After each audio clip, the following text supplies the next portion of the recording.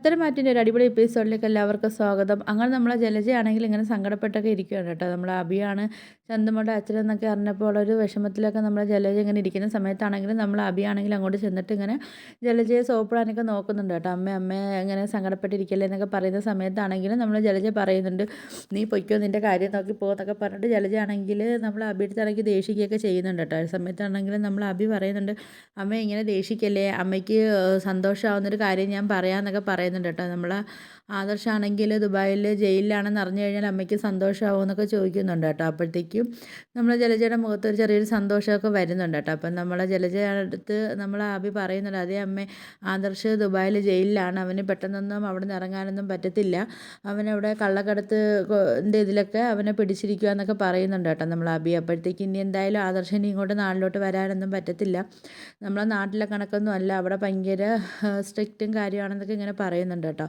അപ്പോൾ എന്തായാലും ഇനി അനിയെ കൊണ്ട് ഒറ്റയ്ക്ക് എന്തായാലും കമ്പനിയും കാര്യങ്ങളൊന്നും നോക്കാൻ പറ്റത്തില്ല. അപ്പോൾ പിന്നെ മുത്തശ്ശൻ തന്നെ എൻ്റെ കാല് പിടിച്ചിട്ട് ഞാനും കൂടെ സഹായിക്കണോ എന്നൊക്കെ മുത്തശ്ശൻ പറയുമെന്നൊക്കെ ഇങ്ങനെ നല്ല സ്വപ്നം കണ്ടൊക്കെ ഇരിക്കുക കേട്ടോ നമ്മൾ. അങ്ങനെ നമ്മളെ ജലജ പറയുന്നുണ്ട്, എന്തായാലും അവറ്റകൾക്ക് അങ്ങനെ തന്നെ വേണം, എന്തായാലും നിന്നെയാണെങ്കിൽ കേസിലൊക്കെ ഇങ്ങനെ കുടുക്കി ജയിലിലൊക്കെ ഇട്ടതല്ലേ, അപ്പോൾ അതിനുള്ള ശിക്ഷയും കാര്യങ്ങളൊക്കെ അവർക്കും കിട്ടണമെന്നൊക്കെ ഇങ്ങനെ പറയുന്നുണ്ട് കേട്ടോ. അപ്പോഴത്തേക്ക് എന്തായാലും കാര്യങ്ങളൊന്നും അവർ അറിഞ്ഞിട്ടില്ലല്ലോ, അവരറിയുന്ന സമയത്ത് അവർ നമ്മൾക്ക് തന്നെ ഓരോ കാര്യങ്ങളൊക്കെ ചോദിച്ചു വരും. അപ്പോഴത്തേക്കും നമുക്ക് ഓരോ തീരുമാനങ്ങളൊക്കെ നമ്മൾ ഓരോ അഭിപ്രായങ്ങളും കാര്യങ്ങളൊക്കെ പറയാമെന്നൊക്കെ ഇങ്ങനെ പറയുന്നുണ്ട് കേട്ടോ. അതൊക്കെ കഴിഞ്ഞ് ഭയങ്കര സന്തോഷത്തോടാണെങ്കിലും നമ്മൾ ജലജയാണെങ്കിൽ ഒരു ഗ്ലാസ് ജ്യൂസൊക്കെ ആയിട്ട് നമ്മൾ നയനടുത്തോട്ട് ചെല്ലുന്നുണ്ട് കേട്ടോ. ജലജയാണെങ്കിൽ നയനടുത്താണെങ്കിൽ ആദർശം വിളിക്കാത്തതിനൊക്കെ പറ്റിയൊക്കെ ഇങ്ങനെ ഓരോന്നൊക്കെ കുത്തിയൊക്കെ ചോദിക്കുന്നുണ്ട് കേട്ടോ. ആ സമയത്താണെങ്കിലും നമ്മൾ നയനയാണെങ്കിൽ ചോദിക്കുന്നുണ്ട്, നിങ്ങളെന്താ അവസരം മുതലാക്കാൻ വേണ്ടി വന്നതാണെന്നൊക്കെ ചോദിക്കുന്നുണ്ട് കേട്ടോ. അപ്പോൾ ഇവരെ ഓരോ വാക്കുകൾ കേട്ടിട്ടാണെങ്കിലും നമ്മളെ നയനയ്ക്കാണെങ്കിൽ ആകെ സങ്കടമൊക്കെ വരുന്നുണ്ട്.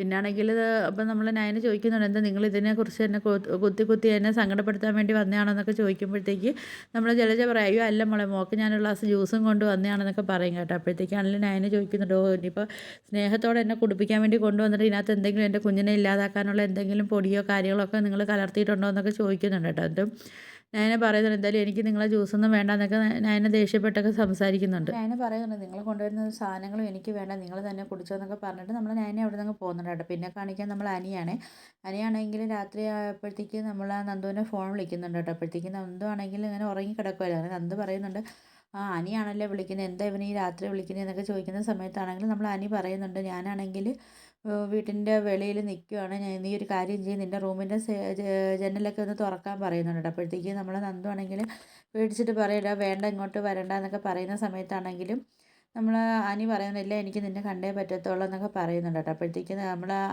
നന്ദു പറയുന്നുണ്ട്, നീ എന്താ ഈ രാത്രി എന്നൊക്കെ ചോദിക്കുന്ന സമയത്താണെങ്കിൽ അനി പറയുന്നുണ്ട്, എനിക്കാണെങ്കിൽ രാത്രിയല്ലേ വരാൻ എനിക്ക് പറ്റത്തുള്ളൂ, എനിക്ക് പകൽ സമയത്തൊന്നും നിന്നെ വന്ന് കാണാനൊന്നും പറ്റത്തില്ലല്ലോ, എനിക്കത് വിലക്കല്ലേ ചെയ്തിരിക്കുന്നതെന്നൊക്കെ പറയുന്നുണ്ട് കേട്ടോ. അതേപോലെ നയനേട്ടത്തിയും പറഞ്ഞിട്ടുണ്ട്, നിന്നെ വന്ന് കാണാനൊന്നും പറ്റത്തില്ല എന്നൊക്കെ പറഞ്ഞിട്ടുണ്ടെന്നൊക്കെ പറയുമ്പം നമ്മൾ നന്ദു ആണെങ്കിൽ ശരി എന്നൊക്കെ പറഞ്ഞിട്ടാണെങ്കിൽ നന്ദു ഫോൺ വെക്കുന്നുണ്ട് കേട്ടോ. അതിലൊക്കെ തുറന്നിട്ടാണെങ്കിലും നമ്മൾ അനിയായിട്ട് നന്ദു സംസാരിക്കുന്നുണ്ട് കേട്ടോ. അപ്പോഴത്തേക്കാണെങ്കിലും അനി പറയുന്നുണ്ട്, നീ എന്താ എന്നെ ഒന്ന് ഫോൺ പോലും വിളിക്കുന്നില്ലല്ലോ, എനിക്ക് എത്രമാത്രം സങ്കടം ഉണ്ടോ നിനക്ക് അറിയാമോ എന്നൊക്കെ ചോദിക്കുന്നുണ്ട് കേട്ടോ. നീയാണെങ്കിൽ എന്നെ ഫോണും വിളിക്കുന്നില്ല, ഞാൻ ഇങ്ങോട്ട് വിളിച്ചാലല്ലേ നീ എൻ്റെ അടുത്ത് സംസാരിക്കത്തുള്ളൂ എന്നൊക്കെ ഇങ്ങനെ പറയുന്നുണ്ട് കേട്ടോ നന്ദു. അപ്പോഴത്തേക്കാണെങ്കിൽ നമ്മൾ നന്ദു പറയുന്നുണ്ട്, എന്തായാലും അനി നീ പോ, എന്തായാലും ഇനി ഇവിടെ ആരെങ്കിലും കണ്ടു കഴിഞ്ഞാൽ ഭയങ്കര പ്രശ്നമാവും, അതുകൊണ്ടൊരു കാര്യം ചെയ്യ്, നീ പോകുന്നൊക്കെ പറയുന്ന സമയത്താണെങ്കിലും നമ്മൾ നന്ദു പറയുന്നുണ്ട്, എന്തെങ്കിലും ഒരു അനക്കം കേട്ട് കഴിഞ്ഞാൽ അച്ഛനും അമ്മയും എണീക്കും എന്നൊക്കെ പറയുന്നുണ്ട് കേട്ടോ നന്ദു. അങ്ങനെ സൗണ്ടൊക്കെ കേട്ടിട്ടാണെങ്കിൽ നമ്മൾ കനകയും ഗോവിന്ദനുമാണ് എണീറ്റിട്ടുണ്ട് കേട്ടോ. പിന്നെ ആരെങ്കിലും കള്ളന്മാരാരെങ്കിലും വന്നതാണെന്നൊക്കെ പറഞ്ഞിട്ട് അവർ എണീക്കുന്നുണ്ട് കേട്ടോ. അപ്പോഴത്തേക്ക് നന്ദു പറയുന്നുണ്ട്, അയ്യോ അച്ഛനും അമ്മയും എണീറ്റല്ലോ, അനി നീ എന്തായാലും പോകുന്നൊക്കെ പറഞ്ഞിട്ട് നമ്മൾ അനിയാണെങ്കിൽ അവിടെ നിന്ന് പോകുന്നുണ്ട്. പോയിട്ടാണെങ്കിൽ നേരെ വന്ന് കയറുന്നത് നമ്മളെ നന്ദുവിൻ്റെ റൂമിലാട്ടോ. അപ്പോഴത്തേക്ക് നമ്മൾ ഗോവിന്ദനും കനകയാണെങ്കിൽ പുറത്ത് ആരാന്ന് അറിയാൻ വേണ്ടി വാതിലൊക്കെ തുറന്നിട്ടുണ്ടായിരുന്നില്ല. ആ സമയത്താണെങ്കിലും നമ്മൾ അനിയാണെങ്കിൽ നേരെ നന്ദുവിൻ്റെ റൂമിലോട്ട് കയറിയിട്ടുണ്ട്. അങ്ങനെ നമ്മൾ അനിയാണെങ്കിലും നന്ദുവിൻ്റെ റൂമിലോട്ട് കയറിയിട്ടുണ്ട് കേട്ടോ. അപ്പോഴത്തേക്ക് നമ്മൾ അനിയെ കണ്ടപ്പോഴത്തേക്ക് ആകെ ഷോക്കായി. ഇപ്പോൾ നമ്മൾ നന്ദു ചോദിക്കുന്നുണ്ട്, എന്തോ അനി നീ കാണിച്ചത്, നീ എന്താ ഇവിടെ ഇങ്ങോട്ട് കയറി വന്നത്, നീ ആണെങ്കിൽ രക്ഷപ്പെടാനല്ലേ നോക്കേണ്ടത്, നീ എന്തിനാ ഇങ്ങോട്ട് എൻ്റെ റൂമിലോട്ട് കയറി വന്നത്, ഇനി ആരെങ്കിലും കണ്ടു കഴിഞ്ഞാൽ എന്ത് പ്രശ്നമാവും എന്നൊക്കെ പറയുന്നുണ്ട് കേട്ടോ. അപ്പോഴത്തേക്ക് അനിയാണെങ്കിൽ പറയുന്നുണ്ട്, ഒരു കാര്യം ചെയ്യാൻ എന്തോ, ഞാനാണെങ്കിൽ കട്ടിലിൻ്റെ അടിയിൽ ഒളിച്ചിരിക്കുക എന്നൊക്കെ പറയുന്നുണ്ട്. അപ്പോഴത്തേക്ക് നന്ദു ചോദിക്കുന്നുണ്ട്, നീ എത്രയെന്ന് പറഞ്ഞ് ഈ കട്ടിലിൻ്റെ അടിയിൽ ഒളിച്ചിരിക്കും എന്നൊക്കെ ചോദിക്കുന്നുണ്ട് കേട്ടോ. അപ്പോൾ അച്ഛനും അമ്മയും കള്ളന്മാരാണെന്ന് പറഞ്ഞിട്ട് അയൽക്കാരത്തൊക്കെ പറഞ്ഞു കഴിഞ്ഞാൽ ആരെങ്കിലും വന്നിട്ട് ഇവിടെ നോക്കിക്കഴിഞ്ഞാൽ ആകെ പ്രശ്നമാവത്തില്ലേ, നീ എന്തുവാ, നീ ഒരു കാര്യങ്ങളും നീ നല്ലപോലെ ചിന്തിക്കാത്ത എന്താ, നിനക്കെന്തോ എല്ലാ കാര്യങ്ങളും നിസ്സാരമാണോ എന്നൊക്കെ ചോദിച്ചിട്ടുണ്ടെങ്കിൽ നമ്മൾ നന്ദു ആണെങ്കിൽ അനിയാണെങ്കിൽ ഒന്ന് ദേഷ്യ വഴക്കൊക്കെ പറയുന്നുണ്ട് കേട്ടോ. ആ സമയത്ത് നമ്മൾ എനിക്കാണെങ്കിൽ എന്ത് ചെയ്യണമെന്ന് അറിയാൻ വയ്യാതെ പെട്ട് നിൽക്കുന്നുണ്ട് കേട്ടോ. പുറത്തിറങ്ങാനും പറ്റത്തില്ല. അകത്ത് റൂമിൽ നിന്ന് കഴിഞ്ഞാൽ ആരെങ്കിലും കണ്ടാൽ അത് വേറെ പ്രശ്നമാവുന്നുള്ള ഒരു ടെൻഷനും കാര്യങ്ങളും ആയിട്ടൊക്കെ നമ്മുടെ അനിയും നന്ദു ആണെങ്കിലും നിൽക്കുന്നുണ്ട് കേട്ടോ. അപ്പോൾ ഇതൊക്കെയാണ് കാണിക്കുന്നത്. നിങ്ങൾക്ക് എൻ്റെ വീഡിയോസൊക്കെ ഇഷ്ടപ്പെടുകയാണെങ്കിൽ ഒന്ന് ലൈക്ക് ചെയ്ത് ഷെയർ ചെയ്ത് സബ്സ്ക്രൈബ് ചെയ്ത് കൂടുതലുള്ള ബെല്ലൈക്കൺ എനേബിൾ ചെയ്തൊന്ന് സപ്പോർട്ട് ചെയ്യണേ.